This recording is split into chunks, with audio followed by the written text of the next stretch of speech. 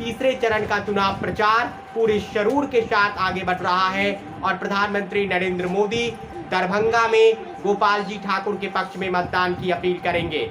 वहीं गृह मंत्री अमित शाह भी उजियारपुर आ रहे हैं। उनका जल्द उजियारपुर दौरा का कार्यक्रम तैयार किया गया है। इससे पूर्व गृह मंत्री अमित शाह जो बीजेपी के पूर्व राष्ट्रीय अध्यक्ष हैं, उनकी कई सभाएं बिहार में हो चुकी है। चाहे उनकी सभा गया में हो, उनकी सभा औरंगाबाद में हो, उनकी सभा का कटिहार में होना हो, उनकी सभा बेगूसराय में हुई हो, उनकी सभा मधुबनी में हुई हो। नमस्कार, मैं अमित। इस वीडियो में बात करते हैं कि महीने भर के अंदर प्रधानमंत्री नरेंद्र मोदी 5वीं बार बिहार आ रहे हैं। प्रधानमंत्री नरेंद्र मोदी कल दरभंगा में एक जनसभा को संबोधित करेंगे। वे बीजेपी के सिटिंग एमपी और कैंडिडेट गोपाल जी ठाकुर के पक्ष में वोट मांगते नजर आएंगे।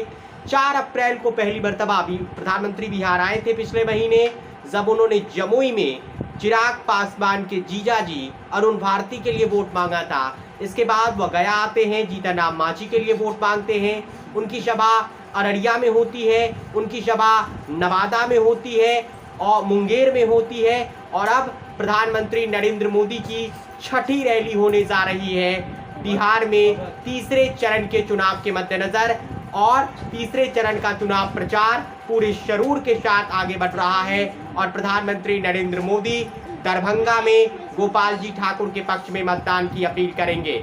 वहीं गृह मंत्री अमित शाह भी उजियारपुर आ रहे हैं। उनका जल्द उजियारपुर दौरा का कार्यक्रम तैयार किया गया है। इससे पूर्व गृह मंत्री अमित शाह जो बीजेपी के पूर्व राष्ट्रीय अध्यक्ष हैं, उनकी कई सभाएं बिहार में हो चुकी है। चाहे उनकी सभा गया में हो, उनकी सभा औरंगाबाद में हो, उनकी सभा का कटिहार में होना हो, उनकी सभा बेगूसराय में हुई हो, उनकी सभा मधुबनी में हुई हो। आपको बता दें कि बीजेपी के राष्ट्रीय अध्यक्ष जगत प्रकाश नड्डा भी झंझारपुर हो, भागलपुर हो, वहां पर चुनावी कैंपेन करते नजर आए। उनकी 2 दिन पहले ही उनकी जेपी नड्डा की मुजफ्फरपुर के केरमा स्टेडियम में जबरदस्त रैली हुई थी, जब वह राजभूषण निषाद के पक्ष में मतदान की अपील करने आए थे। अररिया में प्रदीप सिंह के लिए प्रचार करके गए हैं। यानी बीजेपी बिहार में पूरी ताकत झोंकी हुई है। बीजेपी के सभी बड़े नेता चुनावी प्रचार के लिए लगातार बिहार आ रहे हैं। बिहार बीजेपी के मुख्य एजेंडे में है। बीजेपी समझती है कि पिछली बार वह 17 की 17 सीटें जीत गई थी बिहार में, यानी 100% स्ट्राइक रेट था।